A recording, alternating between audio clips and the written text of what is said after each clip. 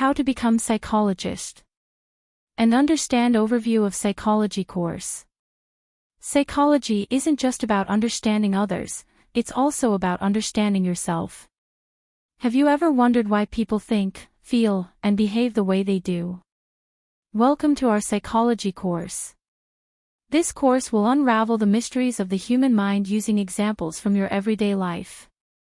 In this course, we'll explore key areas of psychology, including cognitive processes, emotions, social behavior, and mental health. You'll learn how these concepts apply in everyday life. Why we feel happier after a good laugh with friends. We can discuss about emotions and their impacts. Think about a stressful day. But have you noticed how a simple call with a friend lifts your mood? That's emotional regulation. Cognitive biases in decision-making. Shopping and choosing a product because of an eye-catching 50% off label. When we don't need the product. This is due to cognitive biases, errors in our thinking. By understanding these biases, you can make smarter decisions. Next, social behavior. A group of friends imitating each other's gestures while laughing together. Ever noticed how you mirror your friends' gestures while talking? This is social mimicry, and it plays a crucial role in building connections. How to care for your mental health. Mental health isn't just the absence of illness, it's about how we think, feel, and handle life's challenges. We'll explore mental health and share real-life situations to help you prioritize your well-being. Psychology is more than theory, it's a tool for personal and professional growth. Whether you're a parent, a leader, or simply curious about the human mind, that can change your life. Here, the trainer will clarify common psychology facts. We are trying to understand the myths that are surrounding psychology. Now, as a psychologist, there are a lot of misconceptions in our society, right? There's a lot of stigma associated with mental health itself.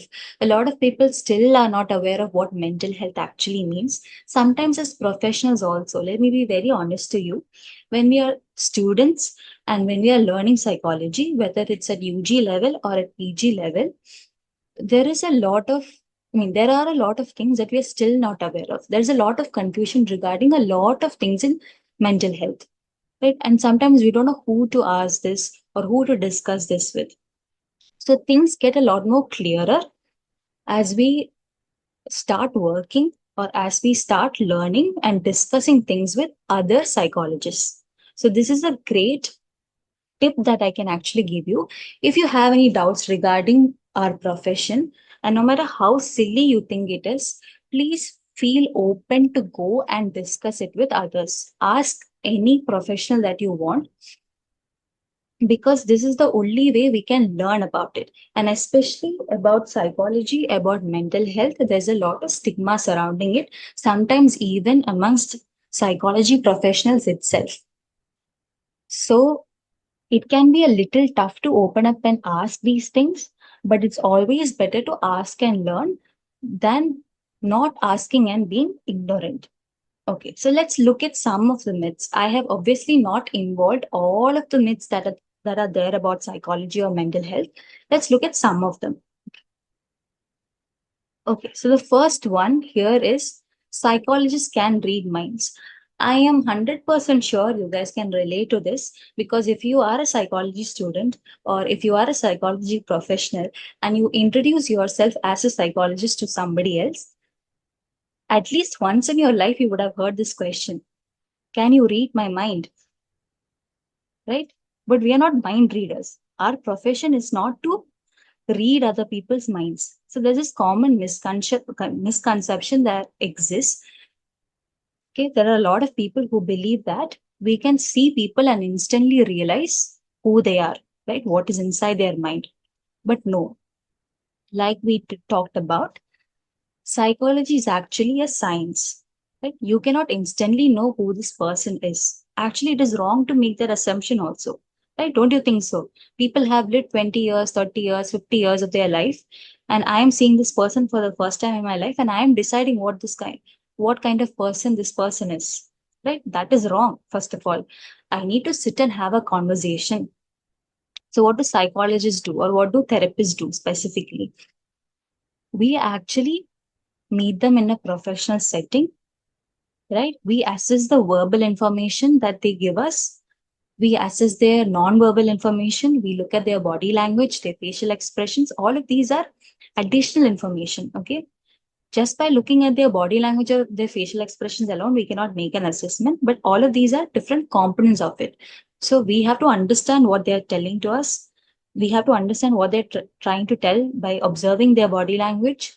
We have to conduct actual psychological assessments, right? We have these tests that we can conduct in order to assess what is going on. So we do all of this and we try to understand the person or the issues of this person.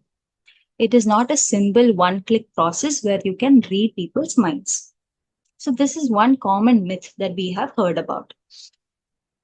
Second is that a lot of people still consider mental illness to be a sign of weakness, right? People think that only weak people are mentally ill. If you go on the internet and you open the comment section, it is a good way to lose your mind, because there are a lot of people in the comment section. When you have a reel or something where somebody talks about their mental illness with seriousness, you can still see a lot of comments that talk about how these mental illnesses are not real, or that you just have to get over it. You guys are not strong enough. I will suggest that you go to the gym. Right? You can see a lot of comments along this way of thinking, where a lot of people knowingly or unknowingly believe that having a mental illness is a sign of weakness. It's actually not about your how strong you are or how weak you are. Right? Mental illnesses actually has biological, social reasons behind it. It is based on the kind of gene. It's a combination of factors, right? It's not just your biology. It's not just dependent upon the genetic traits you have inherited. It does not entirely depend upon whether there is a family history of mental illness here. It does not entirely depend upon what kind of family you're born into, right? Just because you were born into a dysfunctional family or where your parents did not have a good relationship does not mean that for sure you will develop mental illness. No, there is a relation there, of course, but it is actually a combination of all of these factors. It's a combination of your biological and your social, psychological factors that results in mental illness. Okay, so a lot of people consider it to be weakness, but it's actually neither weakness nor strength, right? It is just a condition that exists. Just imagine if you went and said that you got flu. Oh my God, you are so weak. That's not right, right? Or when you say that chicken box, if you got chicken box, that's because you're weak as a person. No. It now you can understand like how insensitive that sounds. It is not a sign of weakness. It is simply a condition of your mind. Third is that psychological disorders are rare and uncommon. Now, this is also something that a lot of people believe. People believe that majority of the population is fine. Very few, okay, very rare few people get psychological disorders. This is actually false, because according to WHO, about 1 in 4 people have psychological disorders. That is a lot of people. That's about 25%. Okay, and that is all the data we have now. You have to understand that psychology is as has been psychology was established as a science only over a century ago. When you take the lifespan of the earth, or of the time since human population was alive, that's a really long time. And the amount of time that psychology has been a science for is very, very, very minute in comparison. And it's only very recently that we have all of these scientific advancements and all of these different tests and assessments and diagnoses that have become available. And even more recently, or not even now, that a lot of people are coming for diagnosis. Right? Not even now, people actually go to see psychologists. People are still apprehensive about it, which means that even now there is not a lot of diagnosis that is done. So this data that we have, 1 in 4 population having psychological disorders itself is not the truth. There is actually much more prevalence than that. So now why this is a problematic myth is that People try to dismiss psychological disorders as something that only happens to a few people, which is wrong, right? If majority of a population or if a good amount of a population actually has, then it's actually important that we address it with that much importance. Right? So that is the reason why this can be a very problematic way of thinking. Next is, once you're diagnosed with a mental disorder, you have it for life. Yeah, so this is a myth that also is believed by a lot of people who have diagnosis with mental disorders. So there is this misconception that once you get a mental illness or a mental disorder, you're done. Okay, your entire life is going to be like this. It's not true. With therapy and with the right kind of medicines, you can actually control these disorders, right? You can actually maintain yourself in a way that is non-threatening to your life, right? You can have a life. It's going to be a little different from others, and you can have it in a controlled manner. And also, with specific diseases like anxiety or depression, there are cases where you might not have anxiety or depression the entire life. There are these phases. Okay, so initially, if I have anxiety for 2 3 years, it is a possibility that I might not have anxiety for the next 50 years of my life, and then I might again get anxiety at my old age. So that is a possibility. Mental disorders can also be like that. It doesn't mean that once you get it, that's it, done. Then psychology is just common sense. Now, this is very, very prevalent in our country where people still don't understand why we need psychologists or why we need counselors. A lot of people think that this is not even a subject to, learn. It's very simple to understand. It's true. It's very simple to understand actually, but it's very difficult to apply it as a professional, right? It's not just common sense. It is actually science. The research that you conduct here, the therapy that you provide, the teaching that you do, all of it is based on evidence.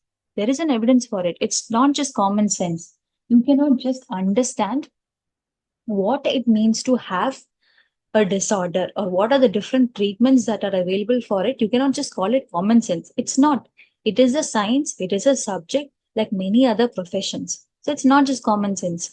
Even very recently, I had someone call me up and ask me for a tutoring session, asking if I can.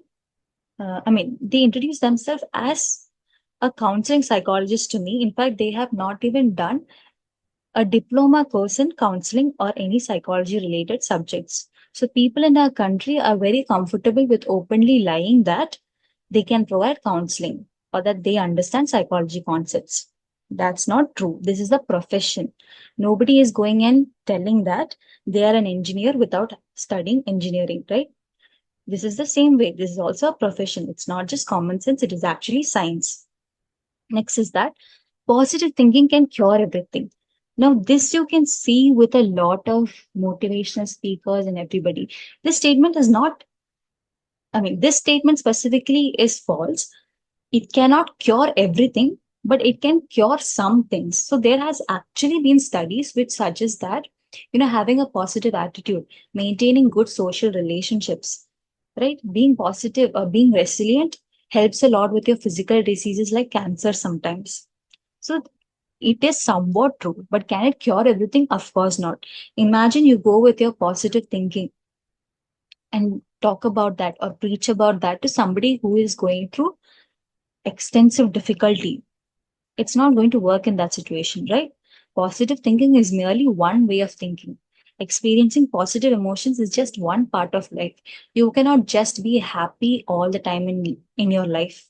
Happiness is just an emotion like many other emotions. So you need to experience all of those emotions. Similarly, positive thinking is also just one way of thinking.